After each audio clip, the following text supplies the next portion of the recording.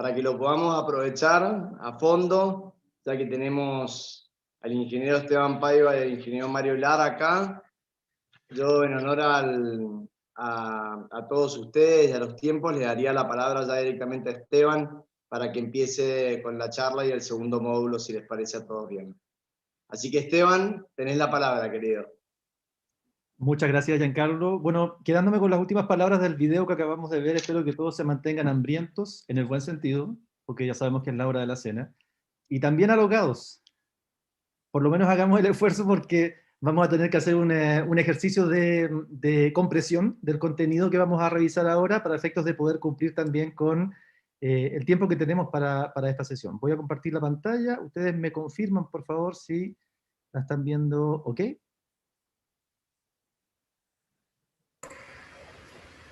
Sí, Esteban, perfecto. Perfecto. Entonces, como a mí me toca hacer el relevo de la presentación, de la exposición que hizo Mario, vamos entonces a comenzar justamente donde quedamos, en el cliffhanger, ¿ya? Y como bien adelantó Mario al principio de la sesión, bueno, primero que nada, no tuve la oportunidad de hacerlo al principio porque estuvimos un poco corriendo, pero saludo a todos los presentes. La verdad que para nosotros es un honor participar de esta actividad, participar también de la diplomatura. Es súper desafiante, es muy interesante ver que hay tanto interés. Yo estaba súper atento también a las preguntas en la sesión anterior. Y es súper grato también ver el interés que hay, las ganas de participar, de conocer más también. Así es que desde ya les adelanto que estamos súper disponibles para contestar las preguntas. Quizás no vamos a alcanzar a abordarlo todo en esta sesión, pero ya tienen por lo menos nuestra información de contacto. Estamos también en la plataforma en Humans, así es que por ahí nos pueden buscar también y podemos ir abordando y dándole continuidad a la conversación.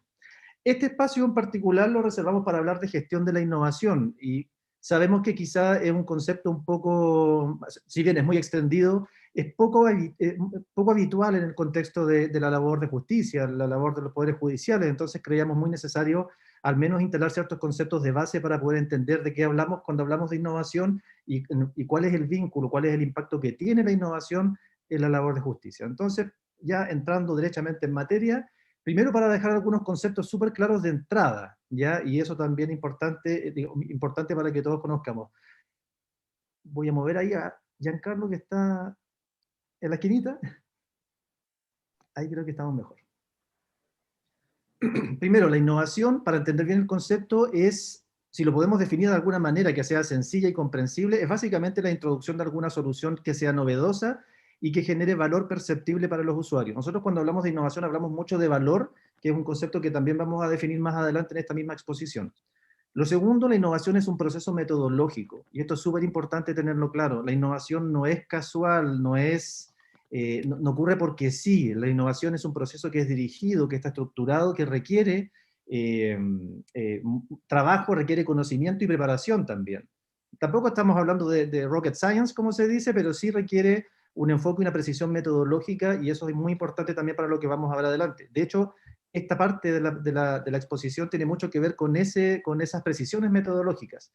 Y lo importante, queremos saltar del mundo de las ideas al mundo de la implementación en el entorno real, y eso es innovación.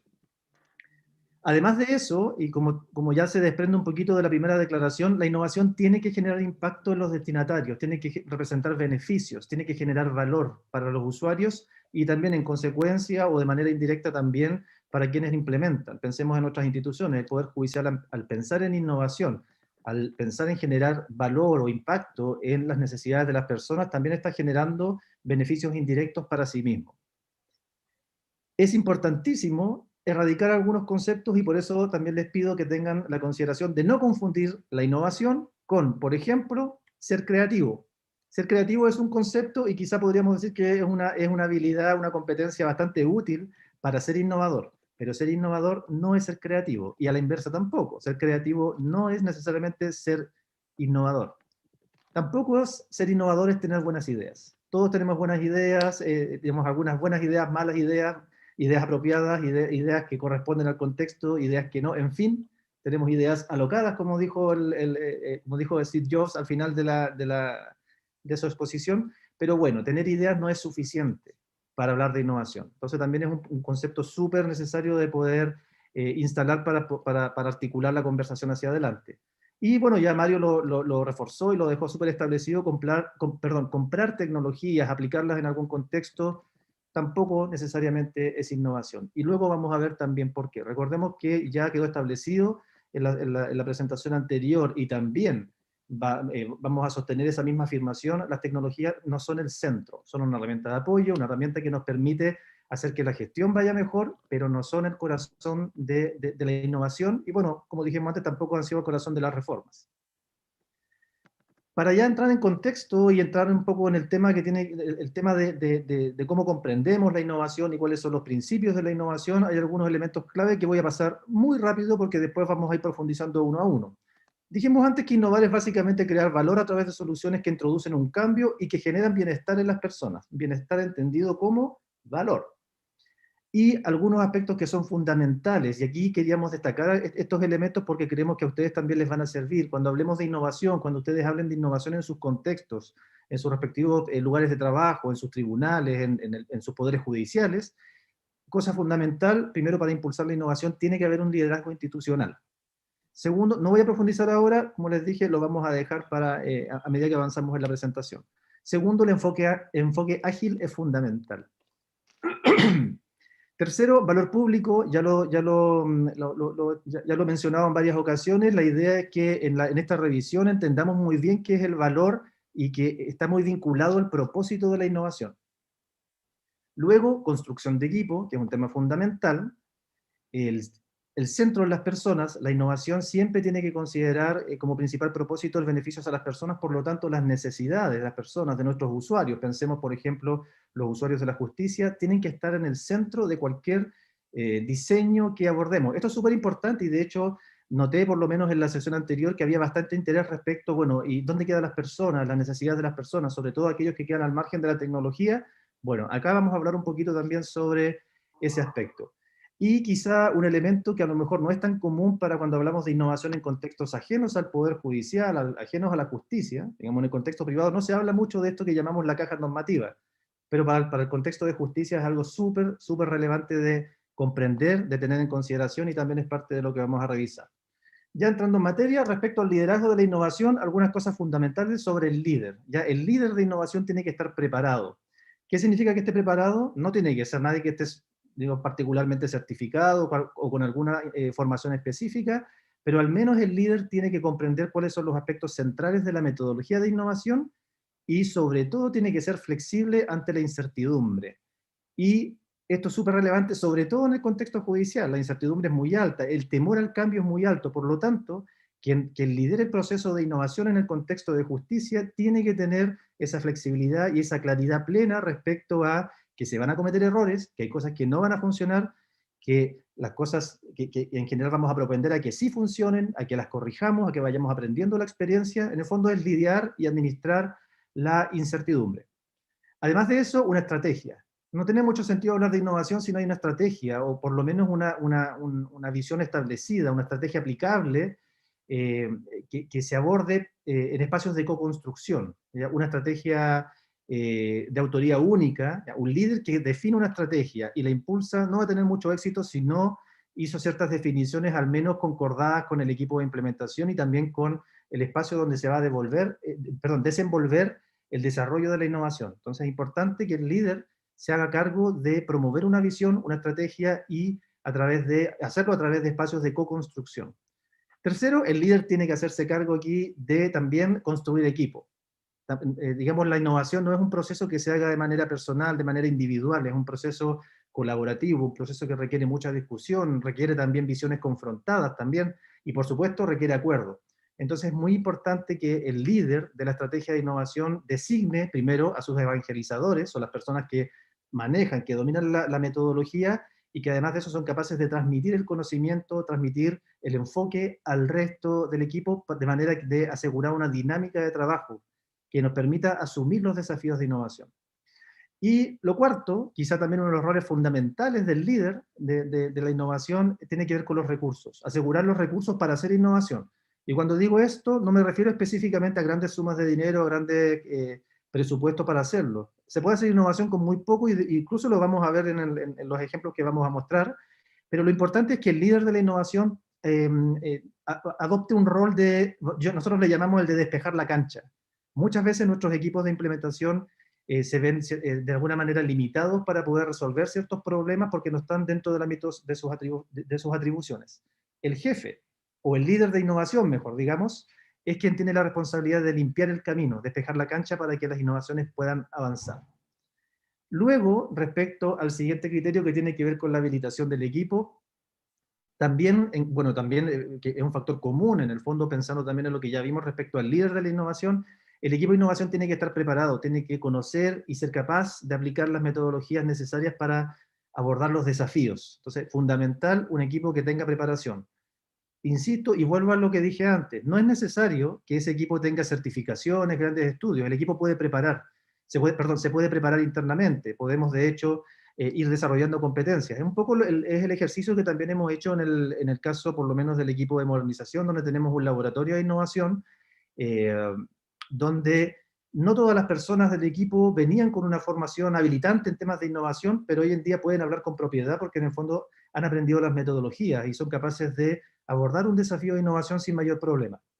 Lo segundo, importantísimo, multidisciplina. Un equipo de innovación compuesto, por ejemplo, solamente de ingenieros, solamente de abogados, solamente, no sé, de psicólogos, no va a tener mucho éxito, principalmente porque están ellos, digamos, estos equipos digamos, de una profesión, tienen una visión muy acotada de la realidad, lo vamos a decir de esa manera. Entonces lo importante es que cuando construimos equipos de innovación, fundamental que existan diferentes disciplinas que discutan los temas y que pongan sobre la mesa diferentes perspectivas, ¿ya? Así es que segundo aspecto de la construcción del equipo que resulta clave, ¿ya? Tercera consideración es la que tiene que ver con lo que llamamos pensamiento de diseño. No quiero enfocarme mucho en la metodología de pensamiento de diseño, sino más bien en una capacidad personal, una competencia de trabajo que tiene que ver con aquello que nosotros observamos como oportunidad, como problema, cuando lo vayamos procesando, lo vamos trabajando, lo vamos tornando en una solución a través de este enfoque de diseño. ¿Por qué? Porque tenemos que pasar al siguiente nivel, que es la orientación, hacer que las cosas pasen, a materializar. Recordemos que si nos quedamos en el mundo de las ideas, no estamos hablando de innovación. Si llegamos al punto de materializar y generar impacto, y generar valor o generar beneficios para las personas, ahí sí estamos hablando de innovación. Entonces, estos conceptos, por lo menos en relación con la parte humana de la innovación, con la parte de construcción de equipos, son fundamentales y hay que tenerlos en consideración. Me imagino que ustedes ya son capaces, si lo aplican a sus propios contextos, de identificar quiénes podrían ser más propensos a ser parte de un equipo de innovación. Bueno, eso es súper natural que ocurra. De hecho, yo les cuento un poco la experiencia personal. Cuando yo llegué a trabajar al Poder Judicial en el equipo en que estoy ahora, que ya creo que voy a cumplir 6 años ya trabajando en el equipo de modernización del Poder Judicial de la Corporación Administrativa, una de las primeras ideas que traje, yo venía del mundo privado justamente con esto de la innovación, y cuando lo mencioné en alguna mesa de trabajo, hubo varios que me dijeron, no, eso aquí no resulta, eso aquí no va a pasar, no, esta institución no es para eso, cosas muy novedosas. Pero bueno, busqué una estrategia, trabajamos con el equipo, empecé a ver quiénes eran las mentes hábiles en el fondo para poder comprometerse con una visión de innovación, y resultó algo que les quiero mostrar muy rápidamente, que fue lo que nosotros llamamos la convocatoria de proyectos de innovación del Poder Judicial, que es una convocatoria que diseñamos justamente el año 2015, a principios de 2016, y que la materializamos ese mismo año. Les quiero mostrar muy rápidamente un video cortito que muestra un poquito de qué se trata esta convocatoria. ¿Qué es un proyecto de innovación? Son todas las iniciativas que introducen nuevos enfoques o que mejoran los ya existentes y que no solo quedan en la esfera de las ideas, sino que son implementados, generando óptimos resultados, eficiencia, efectividad y satisfacción de usuarios y funcionarios. Un proyecto de innovación se diferencia de un proyecto tradicional, ya que el primero está centrado en las personas, la co-creación, la experimentación y la integración de múltiples miradas. En nuestra institución existen innumerables instancias para generar ideas innovadoras que aumenten el valor del Poder Judicial, beneficiando así a nuestros funcionarios y usuarios. Una idea innovadora es aquella que apunta a satisfacer alguna necesidad de funcionarios, usuarios o ambos, utilizando o reutilizando los recursos económicos y humanos existentes o con un bajo costo de implementación, y que también sea replicable a nivel nacional en todos los juzgados o unidades de una misma categoría o a todos los tribunales y unidades de la institución, y sobre todo que se enmarquen nuestros lineamientos estratégicos, acceso, calidad y modernización. ¿Cuáles son sus etapas? 1. Exploración institucional. 2. Descubrimiento del desafío. 3. Generación de ideas. 4. Testeo, pilotaje y evaluación. Y 5. Gestión del conocimiento. Estas 3 son cruciales para generar tu idea innovadora. Te invitamos a ser parte de esta iniciativa participando en la convocatoria de proyectos de innovación del Poder Judicial 2017. Sube tu propuesta a www.ddi.pjud. Poder Judicial, al servicio de todas las personas. Bueno, ese video muestra cómo ha sido la experiencia o ha sido más bien la materialización de este concepto de innovación. Había que partir por algún lugar y nos pareció que quizás lo más estratégico para empezar a motivar a la institución, motivar bueno, primero a los ministros, a los jueces, a los funcionarios de los tribunales, era justamente empezar a hablar de innovación y abrir la oportunidad, porque en general las mejores ideas surgen justamente de la labor cotidiana. Son nuestros funcionarios, son las personas que están en los tribunales día a día, que están enfrentando las problemáticas y por lo tanto ellos encuentran o son capaces de observar oportunidades y transformarlas en una solución. Y ese era un poco el espíritu. Pero también a propósito de la convocatoria quisiera destacar que respecto al liderazgo, cuando nosotros partimos esto, tuvimos en ese momento, y tengo que decirlo también, un subdirector, que es don Svonimir, que está por ahí presente, que la compró, como decimos en Chile, respaldó la idea. Y además de eso, Mario, a cargo del equipo del Departamento de Desarrollo Institucional, también tuvo toda la motivación para poner, digamos, el apoyo, despejar la cancha, como dije antes, para poder habilitarlo. Luego, en relación con el equipo, empezamos a trabajar identificando a aquellos que tenían mayor motivación. De hecho, por ahí andaba dando vuelta uno que le llamamos el librito verde, que era un libro sobre lo que llamamos la metodología del viaje a la innovación, y ese fue como el gatillante para empezar a motivar al equipo hasta el punto en que ya estamos en este momento, y de hecho acabamos de abrir la 6ª versión de la convocatoria de innovación, la convocatoria de proyectos de innovación del Poder Judicial. Les vamos a dejar el link para que... ¿Sí? Esteban, discúlpame, te voy a interrumpir un minuto que tiene que ver con lo que estabas hablando, que están todos muy interesados en el chat sobre esta propuesta, este programa, este concurso de innovación. Preguntan quiénes específicamente pueden participar de este proyecto de innovación. Gente del Poder Judicial, gente externa. Pueden participar solamente personas del Poder Judicial. Quiero volver a la presentación para dejarles en el chat a veces tengo complicaciones para ubicarme con el Zoom. Ahora no encuentro el chat. Ahí está. Bueno, respondiendo a la pregunta, pueden participar todos los funcionarios del Poder Judicial. La única excepción son los funcionarios del Departamento de Desarrollo Institucional, y eso por razones obvias. En realidad, si somos los gestores del proceso, no tiene mucho sentido que también seamos participantes. Por lo tanto, para efectos de transparencia, está abierto a toda la comunidad del Poder Judicial. Es interno, pero bueno, el Poder Judicial somos casi 12.000 funcionarios, por lo tanto, el espacio es bastante amplio para poder encontrar ideas de innovación. Fantástico, muchas gracias, Esteban. Podés continuar. Perfecto. A ver. Ahí sí. Volviendo a la presentación. Otra cosa importante que tengo que decir es que el proceso es súper transversal. Nosotros temíamos, en el fondo, bueno, en el Poder Judicial, siendo tantas personas como somos, hay diferentes capacidades, diferentes competencias, diferentes formaciones. Hay personas que tienen mucha formación académica, estudios, otras personas que quizás no tienen tanta formación, entonces nos preocupaba justamente que hubiese disparidad en la posibilidad de acceder. Y lo que hemos hecho también es que en ese proceso, cuando una persona postula y avanza en la selección, hasta la final, hasta los 10 finalistas, siempre les asignamos equipo técnico de apoyo, que es parte del equipo de modernización, bueno, es parte del equipo del Departamento de Desarrollo Institucional. Por lo tanto, nos aseguramos de que el resultado sea estándar para todos. Y hemos tenido excelentes proyectos promovidos por jueces, otros excelentes proyectos promovidos por ejemplo, funcionarios que están a cargo de la sala, que tienen, por supuesto, diferentes perfiles. La verdad es que ha sido una experiencia bastante enriquecedora para todos los funcionarios del Poder Judicial. Quería destacar eso en particular porque tiene mucho que ver también con el trabajo de las personas, con cómo el liderazgo se pone a disposición de la innovación y cómo el equipo es fundamental para poder avanzar en esta tarea. Ahora, siguiendo en los otros componentes, quizá un enfoque fundamental, y voy a pasarlo quizá un poco rápido porque voy a profundizar en un ejemplo, y además creo que tenemos el día sábado el workshop de agilidad en el fondo. Tenemos confrontadas aquí dos enfoques para abordar proyectos. Uno es el enfoque tradicional, que básicamente es, nos centramos en el producto que queremos conseguir. En este caso, por ejemplo, voy a tomar este ejemplo del automóvil, y disponemos todo, programamos nuestro proyecto con este enfoque tradicional para poder llegar hasta el automóvil. El problema está en que, mientras lo estamos haciendo, tenemos que primero pensar, bueno, queremos llegar a ese escenario, el del automóvil, mi producto final. Y en el enfoque tradicional, nuestra cartita Gantt primero va a decir, ya, hay que hacer una rueda. Cuando la tengamos lista y funcione bien la rueda, vamos a saltar a hacer 4 ruedas para armar un chasis. Luego de eso, vamos a armar la carrocería. Y finalmente, vamos a llegar al producto que queremos. El problema del enfoque tradicional es que, si ustedes se fijan, cada vuelta, cada producto primero no genera valor para nadie.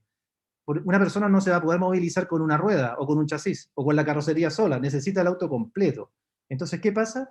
Que cuando hacemos proyectos, sobre todo en el contexto de justicia, donde las cosas, bueno, ya Mario también lo explicó, las cosas se mueven rápido, necesitamos responder también con cierta agilidad, este enfoque queda un poco obsoleto. ¿Por qué? Primero, porque en todo el proceso nunca estamos agregando valor para nuestros usuarios, y segundo, porque en todo el proceso hay condiciones de entorno, condiciones externas, que van a cambiar las variables, y probablemente cuando lleguemos al escenario final, esta solución completa va a estar descontextualizada, ya no le va a servir a nadie. Entonces, importantísimo considerar primero las desventajas que tiene un enfoque tradicional. Sabemos que tenemos que lidiar, por supuesto, con la carta Gantt, pero la verdad es que ¿hasta qué punto? Entonces, surge por acá el enfoque ágil, ¿ya? Y el enfoque ágil es bastante diferente al enfoque tradicional, porque se hace cargo justamente de todos los aspectos que el enfoque tradicional no resuelve.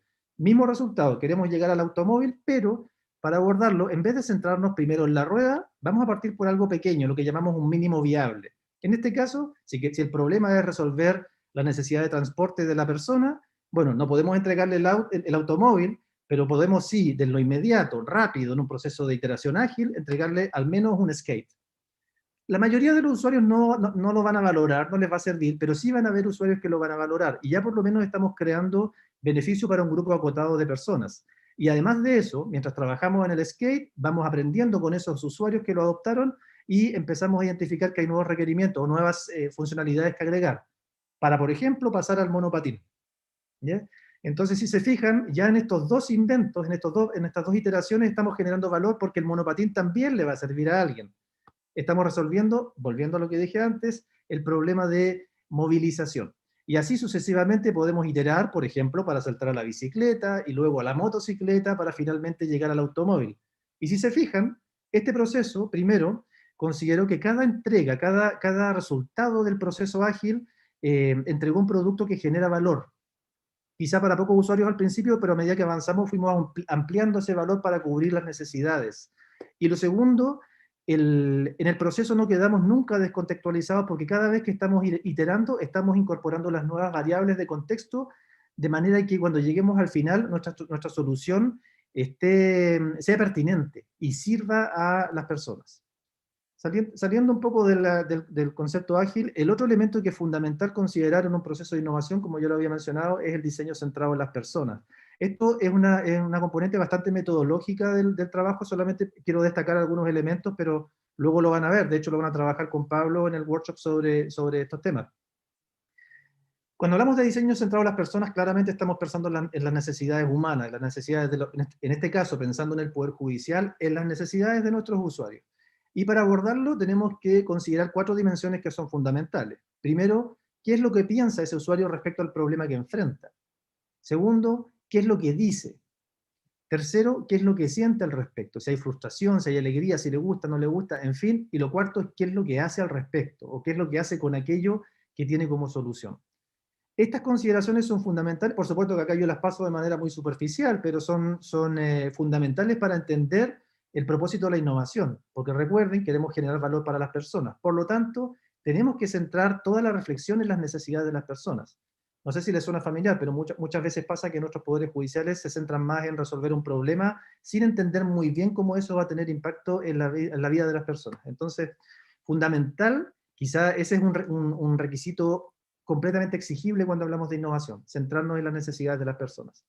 Y como les decía, esto quizá es un poco novedoso respecto al proceso tradicional de innovación, pero existe este concepto muy extendido en la innovación, que es pensar fuera de la caja. Bueno, en los poderes judiciales nos toca pensar fuera de la caja normativa. ¿Y a qué nos referimos con eso? Básicamente de que tenemos claras limitaciones que están impuestas por la ley, pero muchas veces esas limitaciones son restricciones absolutas que ni siquiera dejan el espacio de la consideración. No porque la ley sea restrictiva, sino porque estamos tan acostumbrados a una forma de interpretarla que finalmente representa una limitación. Entonces es importante, como desafío adicional al proceso de innovación en el contexto de justicia, es considerar los principios de la ley, considerar lo que establece la ley en el fondo y cuáles son las limitaciones que surgen, porque tenemos que hacernos cargo de esa parte en el momento de empezar a diseñar. Además de ello, las limitaciones propias de la ley, comprender la norma, en el fondo, nos facilita el trabajo para poder decir, bueno, ¿por qué camino vamos a ir? Y muchas veces, y esto yo creo que, no sé si es muy familiar, me imagino que para todos pasa lo mismo, pero muchas veces cuando queremos hacer cambios en la institución, siempre surge aquella voz que dice que no, porque la ley la ley no lo permite, existe una restricción normativa, hay que pensar en un proceso legislativo antes de hacerlo, y eso no es tan efectivo. Ya no siempre es tan así. Por supuesto que hay excepciones, pero por lo general no es tan así. Para hacer un proyecto de innovación siempre hay que considerar la normativa vigente en el ámbito que queremos abordar. Alguien por ahí, por ejemplo, cuando Mario mencionaba el tema de las notificaciones electrónicas, alguien mencionaba el tema de la primera notificación. Ese es un muy buen ejemplo de algo que tenemos que considerar para efectos de pensar en cómo innovar y cómo darle una nueva interpretación. En el fondo, la ley sí deja un espacio para la interpretación. Y considerando que nuestras leyes, en general, los procesos de reforma ya, digamos, ya llevan varios años con nosotros, y fueron desarrollados en un contexto donde no habían tantas oportunidades tecnológicas, tampoco las definiciones son tan categóricas o tan tajantes respecto al uso o no de la tecnología. Y ahí está el espacio también para la interpretación. Esteban, aprovecho la pausa que ha hecho Natural. Te hago una pregunta del chat que está bueno que la contestes para los participantes. Preguntan si utilizan ustedes las herramientas de Design Thinking y qué herramientas se han adecuado más al ámbito judicial y por qué. Mira, esa es una súper buena pregunta. Nosotros efectivamente trabajamos con Design Thinking, trabajamos con diferentes enfoques metodológicos y además, de hecho hemos remozado, hemos un poquito modificado algunas de las metodologías, pero en general, todas aquellas metodologías que nos permitan centrar, y de hecho lo vamos a ver ahora en las fases de la innovación y cómo las aplicamos en el contexto judicial, todas aquellas metodologías que nos permitan profundizar en la problemática, profundizar en la caracterización del problema, son útiles. Yo no me atrevería a decir hay una mejor que otra, pero lo importante es que asegurar que aquellas metodologías cumplan el propósito, que es entender, comprender muy bien las necesidades del usuario y por tanto en el diseño generar valor. ¿Ya? Así es que de todas maneras, como les decía, en esa dimensión, en el workshop que va a ser, la anoté por acá la fecha, el 31 de julio, faltan un tiempo de aquí a allá, pero ahí vamos a abordar justamente aquellas herramientas metodológicas para poder abordar la innovación. Gracias, Esteban. Gracias por seguir, querido. Perfecto. Siguiendo con el concepto de innovación y sobre todo vinculándolo al valor público, ya quizás la definición más sencilla para comprenderlo, el valor público no es otra cosa que la percepción de los beneficios por parte de nuestros usuarios, de quienes acceden a la innovación, pero restándole los costos en los cuales tuvo que incurrir esa persona para obtener el beneficio, ¿ya? Y eso también lo vamos a explicar de manera mucho más práctica, pero sí es muy importante tener, y por favor esta frase ahí, anótenla en la segunda que dice que crear valor público debe ser siempre el propósito de la innovación pública. Y por eso era tan importante lo que destacábamos en la parte anterior con Mario, que es que la tecnología en sí misma no es el propósito, no es el corazón, ¿ya? El corazón está muy vinculado al valor público en el fondo, porque queremos que lo que hagamos represente un beneficio para las personas. Y bueno, la discusión sobre el valor es bastante más compleja. Hay literatura bastante interesante. De hecho, hay una publicación de una economista italiana que se llama Mariana Mazzucato, que se llama El valor de las cosas, que está súper interesante y que discute mucho, sobre todo sobre el tema del valor público y si en general en el espacio público creamos o no valor. Además de eso, desde la perspectiva del emprendimiento, también el concepto de valor aparece bastante para efectos de poder comprometer o de poder plantear el beneficio o el impacto que va a tener, sobre todo el poder de venta que va a tener una innovación en el contexto privado. Nosotros cuando trabajábamos en el ámbito de las startups y apoyando el desarrollo de ideas de negocio, siempre llegábamos a la conclusión de que El valor, en el caso del mundo privado, se puede entender como la razón por la cual un cliente comprará el producto que yo ofrezco. Y a pesar de que, claro, suena muy, muy mercantil, finalmente igual es un precepto aplicable al contexto nuestro, con la salvedad de que no tenemos clientes, tenemos usuarios, y ellos no nos compran. Ellos están, en cierta forma, quizá obligados a acceder a los servicios de justicia. Pero si, aun cuando están medios obligados, de todas maneras, creemos que lo fundamental es proveerles el mejor espacio para que ellos puedan satisfacer sus necesidades.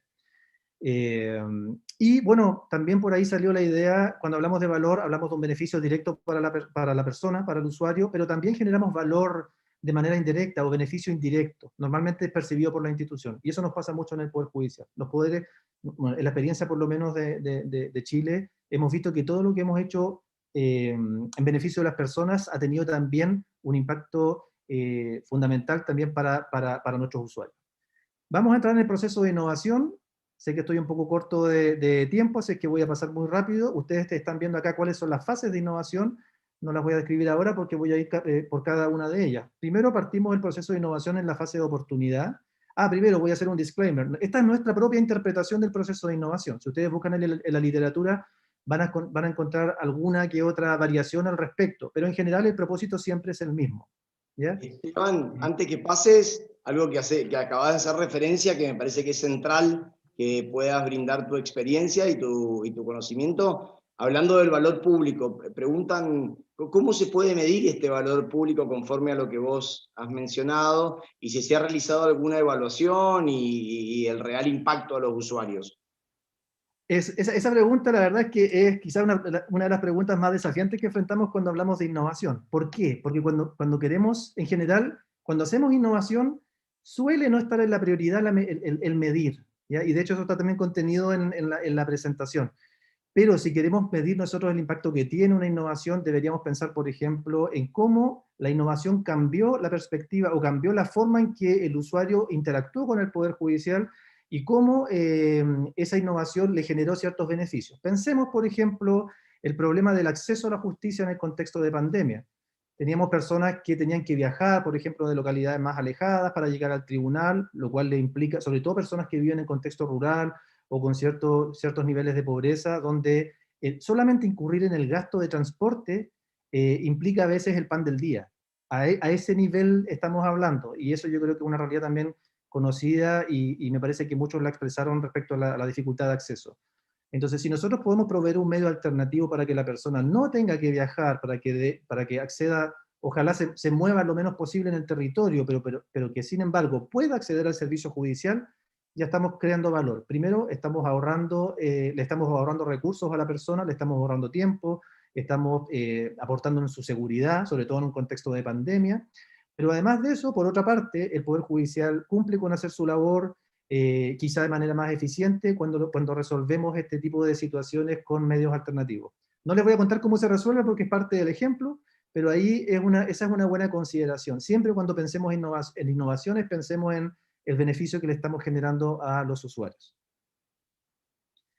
Bueno, entrando entonces en el proceso de innovación, como les decía, nosotros hicimos nuestra propia interpretación que está mucho más ajustada, por lo menos a la labor que hacemos en el laboratorio de innovación y además de eso, a las necesidades de justicia. Cuando hablamos de oportunidad, lo que estamos diciendo es que es una etapa que comienza primero con una idea o con una problemática, ¿ya? Y en general siempre ocurre que tenemos ideas sobre las situaciones, o somos capaces de identificar problemáticas que no son constantes. El problema es que muchas veces nos quedamos en ese espacio y está bien, pero el desafío para ser innovador está justamente en abordar el problema. Entonces, la oportunidad requiere comenzar con una idea o con la identificación de una problemática, de la cual no sepamos mucho, no importa, porque de eso nos vamos a hacer cargo en esta misma etapa. ¿Por qué? Porque la etapa termina con un concepto de innovación. Y para lograr ese concepto hay que pasar por algunos elementos metodológicos que están muy vinculados con la actividad, con la actividad neuronal, voy a decir, con pensar en el fondo, con reflexionar, con colectar información, etc. Primero, nosotros cuando estamos en esta fase de oportunidad, tenemos que caracterizar el problema, entenderlo muy bien, saber cuáles son todas sus aristas, todas sus dimensiones. Una buena forma de hacerlo, como les contaba antes, es lo que llamamos el mapa de empatía, poner las necesidades, poner a nuestros usuarios en el centro. Y eso tiene mucho que ver con el mapa de empatía. En el fondo, hacer las reflexiones que ya planteé en su momento respecto a cómo la situación de problema afecta a las personas que están vinculadas con él. Cuando yo hablo de usuarios, me refiero a las personas que son ajenas al Poder Judicial y que acceden al tribunal para resolver algún asunto que les atañe, que les urge, pero además de eso tenemos nuestros usuarios internos, los mismos funcionarios, jueces, que trabajan en el Poder Judicial y que también necesitan soluciones. Luego del mapa de empatía, o de comprender las necesidades de ese usuario, ya sea externo o interno, el análisis normativo, fundamental. Cuando yo digo luego, pueden ser cosas en paralelo, pero conocer la ley, conocer las restricciones que impone la ley, conocer también las diferentes interpretaciones de la ley, juega a favor de definir un buen concepto, sobre todo cuando hablamos de innovación judicial. Y la aproximación al valor público. Tener muy claro cuáles son al menos los beneficios tentativos que queremos lograr digamos, de cara a las personas. Y, como alguien lo preguntó antes, las métricas factibles. ¿Cómo lo vamos a medir? A modo de ejemplo, muy rápidamente, nosotros el año pasado, cuando comenzó la situación de pandemia, tuvimos varias situaciones en relación con la restricción de acceso a los tribunales por parte de los usuarios. En el fondo, se hizo muy dificultoso la situación respecto a cómo las personas podían acceder, estando esta lógica de los aforos en la sala de atención, estando también incorporada la lógica del teletrabajo. Muchos de nuestros funcionarios ya estaban trabajando desde sus casas, entonces había una dificultad ahí. Ese trabajo de los funcionarios en contexto de teletrabajo implicó que surgiera esta urgente reacción de habilitar nuevos medios de acceso, diversidad de plataformas, y teníamos tribunales trabajando con Zoom, con Jitsi, con Webex, en fin, con diferentes plataformas, al teléfono, por WhatsApp, lo cual en cierta forma amplió un poco las dificultades para poder hacer una buena gestión de la atención de las personas. Y por otra parte, por lo menos en el contexto chileno, tuvimos algunas otras elementos o demandas sociales, en el fondo, que impactaron específicamente la justicia de familia, porque se dio la oportunidad de poder extraer o retirar fondos de los ahorros previsionales para enfrentar la crisis. Pero además de eso, la ley trajo aparejado la posibilidad de que las personas a las cuales se les adeudaba la pensión alimenticia pudiesen interponer una presentación para efectos de retener ese retiro que eventualmente iban a ser los padres morosos. ¿Ya? Digo los padres porque en general son los padres los que están en deuda con ellos. Y por otra parte teníamos la dificultad con algunos funcionarios que estaban tan habituados, o incluso en la descripción o en la distribución de labores en el tribunal, tenían una labor muy presencial.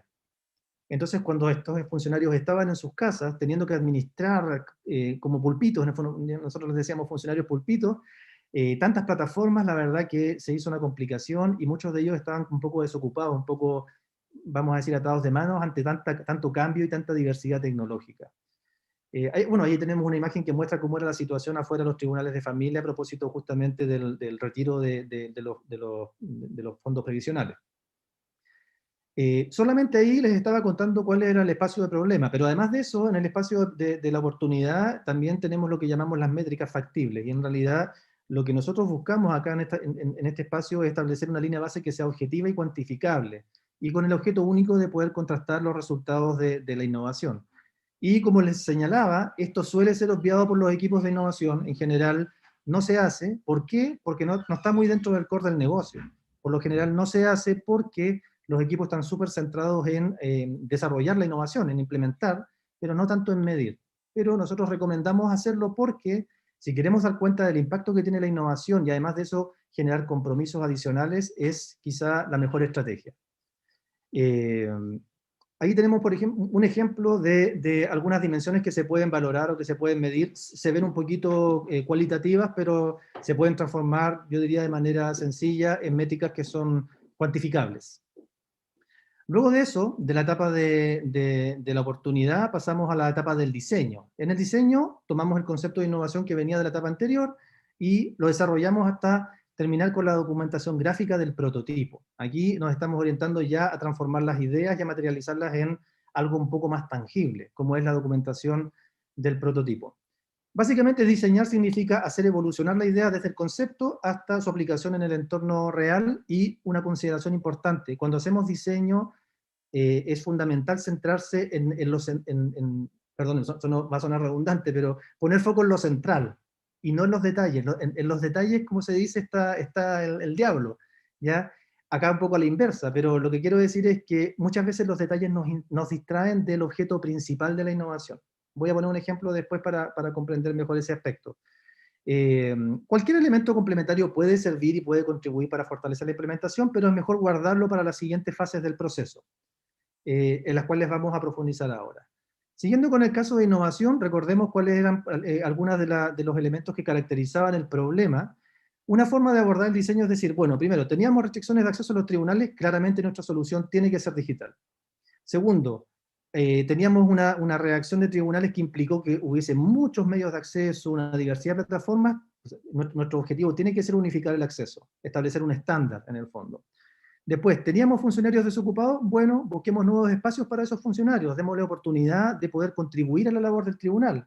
Y además de eso, bueno, teníamos estas demandas sociales, al menos tratemos de que el proceso sea eficiente. No sé si bueno, entiendo que hay varios alumnos chilenos acá que conocen muy bien las dificultades que ha representado el proceso en familia. Se ha intentado hacerlo lo mejor posible considerando la avalancha que significó, pero la idea es que, por lo menos en este caso, tratamos de abordarlo proveyendo respuestas y soluciones que sean eficientes. Luego, volviendo al... ¿Sí? Agrego, antes que pases y continúe avanzando, pregunta creo que es relevante y puede servir para mostrar un camino. Hablando del valor público, ¿no? Dicen, tomando en consideración lo señalado con el valor público, que se ha hecho referencia, ¿cómo este se ve perjudicado con el atraso, por ejemplo, que se ha generado en toda la tramitación de causas en pandemia, entendería? ¿Y cómo la tecnología puede ayudar? ¿Qué innovación se puede realizar o pensar al respecto?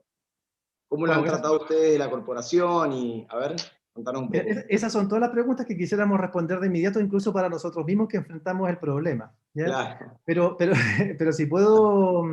Primero, bueno, claramente el hecho de que... Primero pensemos solamente en un proceso judicial. Contexto de pandemia o no, en todos los casos, si un proceso se extiende más de la cuenta, en la medida, por ejemplo, que tengamos que estar constantemente reprogramando audiencias, o en la medida que, por ejemplo, nuestras notificaciones no sean efectivas, en la medida que estamos invirtiendo jornada, por ejemplo, del juez para una audiencia que no se realizó, todo eso impacta en el valor público primero, bueno, en la gestión propia institucional. Estamos ocupando recursos públicos para cosas que no se concretan. Y por supuesto, además de ello, se están dilatando los plazos para poder entregar una justicia oportuna. Entonces, desde las dos perspectivas, desde la perspectiva económica, considerando el presupuesto público, tenemos un impacto que es importante, pero además de eso, cada día que nos demoramos en la tramitación de una causa y en proveerle una solución a las personas que son parte, en el fondo, de un caso o de una causa judicial, estamos también restando valor.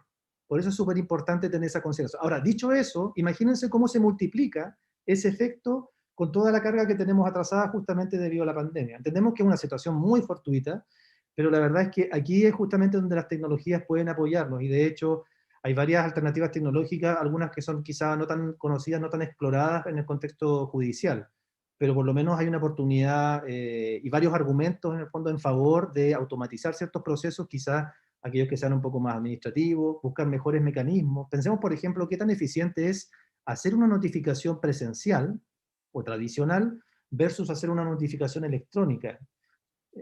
Yo creo que ahí hay elementos de contraste. Es más, de hecho se puede cuantificar cuánto nos cuesta hoy una notificación y cuánto nos podría costar en formato electrónico. Mario, levantaste la mano, vi por ahí.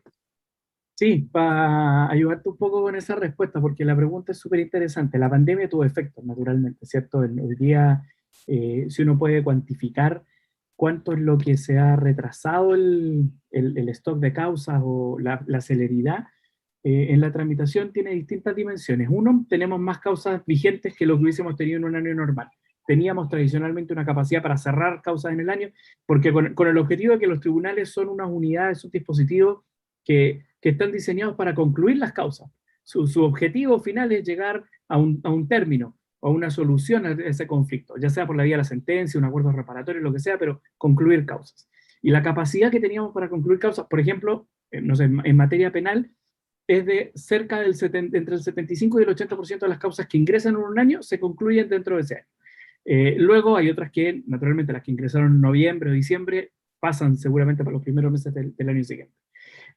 Ahí perdimos capacidad.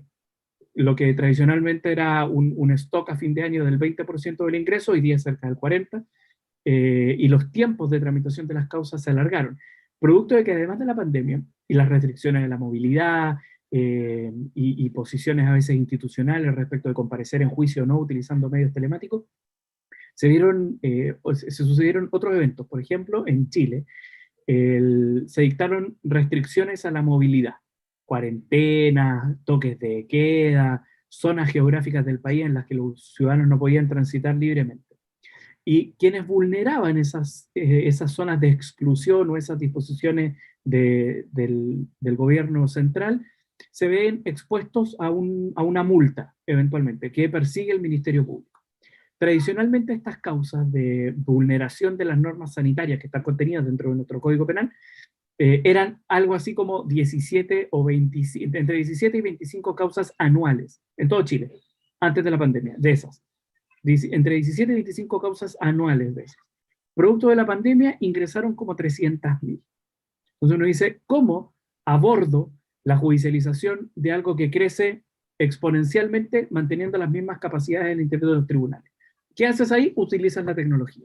Utilizas la tecnología para generar procesos de interconexión con el Ministerio Público y que estas causas te lleguen previamente cargadas con datos que están ya procesados por el fiscal respecto de, por ejemplo, los domicilios, quiénes son los intervinientes, los distintos hechos. Se diseñaron módulos masivos para que los jueces pudieran revisar todas estas causas que cumplen con X requisitos y dictar la sentencia en un procedimiento ágil, ¿cierto? Que el procedimiento monitorio, condena o no condena respecto del pago de la multa. Los mismos sistemas informáticos habilitaron módulos de seguimiento de estos pagos de las multas para que no tenga que haber un funcionario, o en este caso un ejército de funcionarios, para poder revisar cuántas de estas multas se encontraban pagadas o no. Entonces, aun cuando la crisis del COVID te pega fuerte en distintas dimensiones, la tecnología tiene la posibilidad de alivianar en parte la carga. Y ahí, de hecho, en una exposición que tenemos me parece que es para julio, relativa a cómo se organiza la estructura de la institución, vamos a conversarles acerca de cómo las herramientas de ingeniería permiten también gobernar los recursos de la institución de una manera un poco más flexible y darle al Poder Judicial una flexibilidad que naturalmente no tiene. Eso. Muchas gracias, Giancarlo y Esteban. Ok. Bueno, entonces siguiendo con la presentación, como les comentaba, bueno, la tercera fase del proceso de innovación tiene que ver con incubar el proyecto, que es básicamente llevarlo ya al espacio de lo real. Aquí, como habíamos quedado en la fase de diseño, habíamos terminado en la fase de diseño con la documentación gráfica del prototipo, bueno, vamos a terminar la etapa de incubación con una implementación piloto. Aquí hay varios elementos que son centrales que son relevantes para poder abordar. Primero, aquí surge el concepto del producto mínimo viable, o el prototipo. Nosotros le llamamos producto mínimo viable porque la conjunción de esas tres palabras describe bastante bien lo que necesitamos o lo que queremos hacer. Cuando hablamos de innovación tenemos que partir con una mínima solución que permita que el usuario o los grupos de interés puedan comprender los alcances de lo que estamos haciendo. Vuelvo a las metodologías ágiles. Recuerden, nuestro mínimo viable en el ejemplo era el skate, la patineta, ¿ya? Acá aplica exactamente lo mismo. En general, pensar en proyectos de largo alcance, con todos los aspectos funcionales resueltos desde el momento cero, no es conveniente, no es recomendable si estamos en el espacio de la innovación. Como les comenté también antes, tiene que ser este prototipo, tiene que ser funcional en los aspectos centrales de la innovación. No se trata de algo visual, no funcional, tiene que ser algo con lo cual los funcionarios o las personas, los usuarios interactúen. Y tiene que ofrecer, por supuesto, las funcionalidades básicas que representen el valor. Y la idea es que estos usuarios, que suelen ser como los que llamamos los early adopters, que son aquellos que están motivados con el cambio, aquellos que son un poquito más, son mucho más flexibles a la incertidumbre, al desafío, al cambio. Ellos que operen con este mínimo viable van percibiendo cómo impacta, el equipo de innovación va aprendiendo de ese proceso para efectos de poder ir iterando el desarrollo de esa implementación. Eso ocurre en el contexto de una implementación piloto. Para nosotros es fundamental la implementación piloto, sobre todo en el contexto de justicia, porque yo creo que para nadie es un secreto. En general, nuestro público interno, sobre todo, es bastante más temeroso del cambio. Entonces hay que trabajar primero con aquellos que son más cercanos a la posibilidad del cambio, aquellos que son amigos de la innovación. Y como les dije, o ya lo adelanté, el propósito del producto mínimo viable o del MVP por sus siglas en inglés es ser cíclicamente revisado con los usuarios. Respecto al caso de innovación que les comentaba, nosotros, a propósito del problema que ya estábamos enfrentando respecto al tema del acceso, el tema de cómo vinculamos a las personas con los tribunales en un contexto de pandemia, trabajamos un primer prototipo, que de hecho fue abordado justamente por Pablo aquí presente, y el equipo, tenemos ahí un equipo de trabajo que está muy orientado justamente a probar estas cosas. Desarrollamos un primer prototipo de herramienta de atención omnicanal, es decir, una herramienta que integra diferentes medios. Una herramienta también que representa una suerte de estándar también de cara al público. Ya el público no tenía que estar buscando, ya este tribunal atiende por Zoom, este otro por, no sé, por Skype, qué sé yo. No. En general ya los tribunales que se han sumado ya tienen un estándar que es justamente esta solución. Pero nosotros partimos este prototipo con 4 tribunales que estaban dispuestos justamente a probar la experiencia, distribuidos en el país. De hecho, ninguno de una gran ciudad, trabajamos con tribunales pequeños y con ellos aprendimos mucho. También, volviendo al tema del liderazgo, tuvimos el respaldo para hacer esta innovación, para probar el resultado, tuvimos el respaldo de la Corte Suprema, particularmente a través de la Comisión de Apoyo a la Tramitación Electrónica, 2 ministros de la Corte Suprema que están dándole impulso a este proyecto, y además, junto con ello, tuvimos respaldo del Consejo Superior, que es como nuestro directorio dentro de la corporación. Y llegamos a esto que conocemos hoy, o que se conoce hoy como Conecta Pehud. Y ahí ustedes ven el póster, y a mí me gusta esta imagen porque justamente la imagen de esta señora contenta representa un poco el espíritu de lo que hemos hecho en relación con Conecta. Ahora, yendo a la parte del aprendizaje, en general, y aquí vamos a hacer un mix también con la metodología ágil. En el aprendizaje lo que hacemos es iterar el producto mínimo viable. Pensemos, por ejemplo, en el caso del monopatín y lo que hicimos hacia adelante. Iteración 1, nuestro mínimo viable, dijimos monopatín, perfecto. Aprendemos con el usuario, vamos a la iteración 2 en la innovación, le incorporamos nuevos aspectos funcionales. ¿Qué resulta? La bicicleta. Luego vamos a la siguiente iteración, ya teníamos un nuevo aspecto funcional, pero ahora incorporamos otro. Resultado, la motocicleta. Luego vamos al siguiente, y pueden ser muchas más. La iteración N, incorporamos todo lo que sea necesario para llegar a un producto final, resultado, el automóvil. Esto se grafica también en lo que hicimos en este proyecto, en el Conecta, que de hecho lo vamos a mostrar también cómo opera. En el caso, siguiendo nuestro caso, en el fondo, en relación con el aprendizaje, iteración 1, nuestro monopatín, que fue abordado o trabajado por 4 tribunales, que fueron los tribunales de ejemplo. En la segunda, bueno, y primero, para dejarlo súper claro, nuestro mínimo viable era simplemente una solución omnicanal que permitía que una persona se contactara con el tribunal para resolver sus dudas, sus consultas en relación con sus causas. Pero en el aprendizaje tuvimos que, ya en el mismo trabajo con los tribunales, ellos nos pidieron, los tribunales nos pidieron que incorporáramos la búsqueda de causas. Es decir, que en el momento que estoy atendiendo al público necesito tener a la mano de inmediato el historial judicial para efectos de poder entregar una mejor atención. Perfecto, esa fue nuestra segunda iteración. Perdón. Y además de eso, esa segunda iteración ya llamó el interés de otros 11 tribunales y tuvimos 15 tribunales trabajando en el prototipo, en el fondo en este producto mínimo viable que ya estaba empezando a desarrollarse.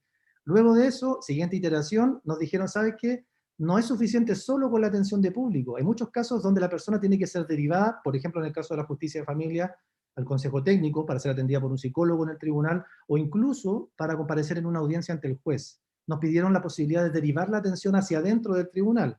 Perfecto, se trabajó con ellos, lo diseñamos, y ahora ya llegamos al interés de 50 tribunales. Como estábamos solamente en el contexto de familia, muchos tribunales que son de competencia común, que tienen familia, laboral, que sé yo, penal, nos pidieron empezar a ampliar también las competencias. Siguiente iteración, estamos en la iteración 4, incorporar la competencia penal. Antes solamente estaba la familia para efectos de la búsqueda de causas. Y estamos justo en ese proceso de habilitación de la competencia penal, y no sabemos cuánto interés va a generar, pero ya nos han llamado de varios tribunales de garantía, tribunales en competencia penal, para poder incorporarse al proyecto. Entonces lo que quiero mostrar aquí con esta fase es que en general cuando hacemos aprendizaje estamos retroalimentando al desarrollo del producto mínimo viable para efectos de llegar a una solución que es factible y que sobre todo es útil para las personas. ¿Ya? Otra Esteban, componente... para tu organización, solamente te comento que nos quedan solamente 10 minutos, así que para que manejes el ritmo de la presentación y tus conclusiones, a mí solamente me gustaría, creo que puede ser útil para todos, unas palabritas tuyas finales cuando termines tu disertación sobre la necesidad o no en el seno de los poderes judiciales de convocar nuevos perfiles de profesionales con nuevas competencias y demás, y cómo les ha funcionado eso a ustedes. Nada más, yo ya no, las preguntas las vamos a pasar después por correo, así que te dejo todos estos minutos para que te puedas explayar en el fondo de la cuestión. Perfecto, gracias por el aviso. Bueno, respecto al aprendizaje, habíamos ya abordado la parte de la iteración del piloto, pero además de eso está la otra parte que tiene que ver con contrastar los resultados, las métricas factibles de las cuales hablamos en la fase de oportunidad. ¿Se acuerdan que habíamos hecho una propuesta respecto a las 5 dimensiones que se podían valorar? Bueno, el objetivo de esto, de esa medición, es justamente mostrar el resultado de la innovación. Y si partimos con, digamos, en la fase de oportunidad, partimos con esta gráfica que ustedes ven en pantalla, la idea es que, conseguidos los resultados del proceso, podamos mostrar en qué parte o en qué aspectos crecimos.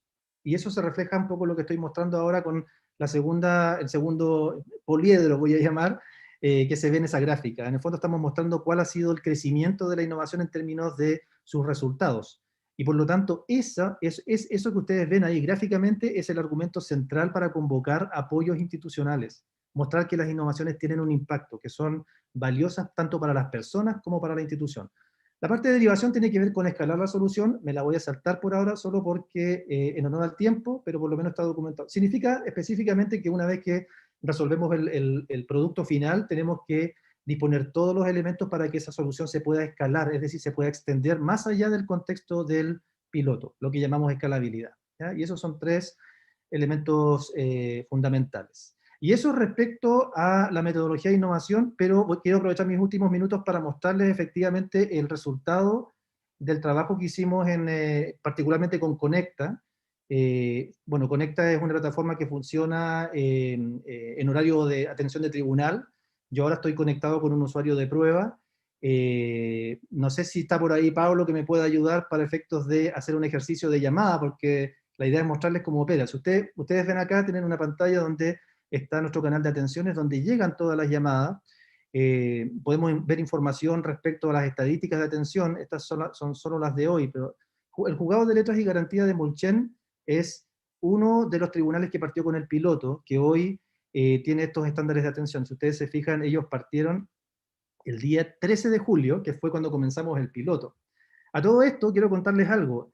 Este proyecto se desarrolló en el contexto de la pandemia. Partió un poquito después de la pandemia cuando observamos el problema que estábamos enfrentando. Pensemos en mayo del 2020.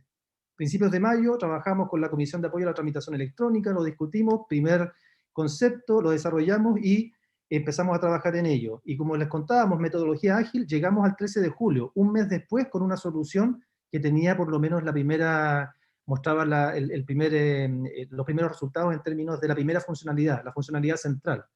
Pero además de eso, tenemos el registro básicamente de las atenciones, por qué razón llama a las personas. Bueno, no voy a abrir acá porque eso es información confidencial, pero se registra el contenido de la conversación, en fin. Acá tenemos también el registro de todos los usuarios. Ustedes ven el que está disponible ahora es el usuario de prueba, que es el que estoy usando yo. Y me parece que Pablo no está. Mira, ahí Pablo se conectó con un usuario de prueba. La señora María Méndez, nuestro ejemplo, nos está llamando por un tema de violencia intrafamiliar. Voy a contestarle para que ustedes vean cómo opera esto. Se activa la cámara, voy a silenciar el micrófono para que no se me acople. Y por ahí está don Pablo Cabezas. Pablo, ¿puedes apagar tu micrófono? Muchas gracias. Aprovecho de presentarles a Pablo Cabezas. Pablo es la mente creativa y el líder también del equipo del Laboratorio de Innovación, y también va a ser vuestro expositor en el workshop del día 31 de julio. Solamente para efectos muy concretos, esta es la solución que hemos ido desarrollando en el contexto primero de la pandemia, con un enfoque de innovación súper claro, muy evidente, muy respetuoso de cada una de las fases de innovación. Y si ustedes se fijan, acá tenemos información. Para vuestra tranquilidad, este es un usuario inventado, de prueba. Es que la señora María Méndez, deben existir muchas Marías Méndez, pero esta en particular no es real. Puedo ver, por ejemplo, el estado de sus causas. Aquí yo puedo un poco revisar cuál es el contenido, qué es lo que hay. Por ejemplo, hay ingresos descritos. Puedo revisar la situación la situación judicial de la persona para efectos de poder brindarle una mejor atención. Esto que ustedes están viendo es vista funcionario, no lo ve el usuario. Esta información la administra exclusivamente el funcionario. Muchas gracias, Pablo, por ayudarme con mostrar este trabajo. Vamos a cortar la llamada. Esteban, solo como referencia, todo este desarrollo tecnológico se hizo con tecnologías libres. No licenciamos absolutamente nada, es un equipo de trabajo chiquitito en el laboratorio que desarrolló esta herramienta utilizando solamente open source.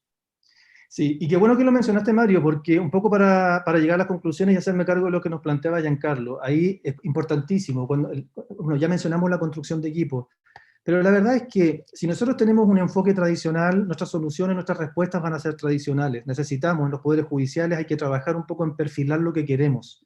Hay que hacer definiciones que sean estratégicas para poder avanzar en la necesidad de justicia, pero con un enfoque mucho más modernizador, más decidido, ¿ya? Todas las limitaciones, todos los temores son cosas que se discuten en el mismo proceso, no tienen que ser restricciones puestas al principio. Creo que Pablo, que ya lo conocieron ahí en la pantalla y me ayudó con el ejercicio, es un muy buen ejemplo de ello. Pablo es ingeniero informático, venía de un tribunal, él siempre le hace publicidad a su tribunal, yo no le voy a hacer publicidad, pero era un muy buen tribunal del sur, y él llegó a trabajar al equipo con sus conocimientos, y en ese momento todavía no hablábamos mucho de innovación. Pero él, junto con otras personas del equipo, se fueron desarrollando, aprendiendo primero las técnicas, las metodologías de innovación, y además de eso fueron aprendiendo respecto a estas metodologías para poder abordar el proceso. Al punto de que lo que ustedes ven, Conecta, está hecho solamente con capacidad interna y software libre, open source. No hemos comprado ninguna solución. Ahora recién estamos buscando algunas alternativas complementarias que no están al alcance nuestro en términos de la capacidad del equipo, que necesariamente tenemos que comprar, pero en general la solución se construyó únicamente en base a la capacidad del equipo y al respaldo de la institución. Concluyendo, para la innovación aplica básicamente los mismos conceptos que planteaba Mario también en su exposición. Primero, hay un propósito. Para hacer innovación tenemos que tener un propósito o una visión. Tenemos que tener muy claro hasta dónde queremos llegar. Aunque esa visión, y ojalá esa visión sea tremendamente exigida, para que el camino también sea mucho más desafiante. Segundo, como se dijo antes, las tecnologías sí son necesarias, no suficientes. No suficiente. ¿Ya? Aquí lo importante es centrarse en el resultado que queremos lograr. Tercero, la innovación es un componente fundamental. Nosotros no podemos, y esto lo voy a decir de manera quizá un poco más dura, no podemos perder el tiempo con lógicas de trabajo a la antigua usanza, considerando que existen las tecnologías disponibles, que existen las metodologías para abordarlo. Entonces, innovación, componente fundamental para abordar lo que tiene que ver con el soporte tecnológico y el enfoque ágil, fundamental. Solamente, y voy a dejar de compartir porque ahí ya terminamos la presentación. Dejo de compartir. Solamente quería puntualizar, porque había un detallito que ustedes mencionaron en sus preguntas al final de la exposición previa. Muchos se preguntarán, oye, pero ustedes definieron un mecanismo de acceso para las personas a través de tecnología. ¿Qué pasa con las personas que no acceden a tecnología? Tenemos mucha gente. Primero, los niveles de alfabetización digital en Chile son bajísimos. ¿Ya? Yo ahí no comparto mucho lo que plantea Mario respecto a que si la persona sabe usar el celular y Facebook va a saber usar el resto. No siempre es así.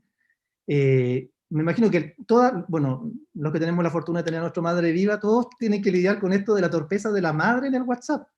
¿Ya? Bueno, lo que hicimos para eso, considerando que era una necesidad real, y un poco vinculando también a este asunto que mencioné sobre el valor, por ejemplo, del traslado de una persona, Conecta, esta solución la hemos ido habilitando también en una lógica que llamamos los puntos de acceso remoto, los PAR.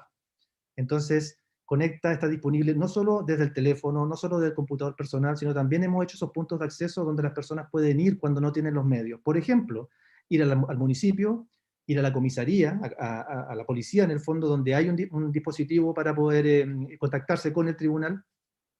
Y tenemos experiencias súper bonitas. Por ejemplo, tenemos una localidad en el norte, Colchane, que está casi en el límite con Bolivia, donde tenemos este problema humanitario por el tema de la crisis migratoria, donde han habido situaciones de niños, niñas y adolescentes migrantes no acompañados, niños que llegan solos y cruzan la frontera.